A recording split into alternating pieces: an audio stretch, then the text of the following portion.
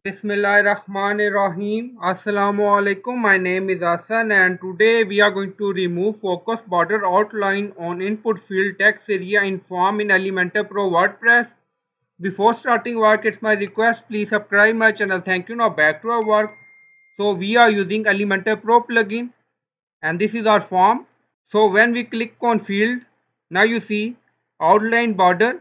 So we are going to remove it by using CSS. Now again click on input field. Now you see outline border. Now go to customize section and now click on additional CSS.